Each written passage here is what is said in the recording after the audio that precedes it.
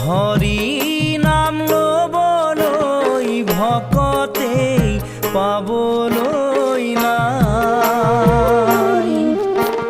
কীৰ্তন কৰিবলৈ ভকতৰ সময় নাই।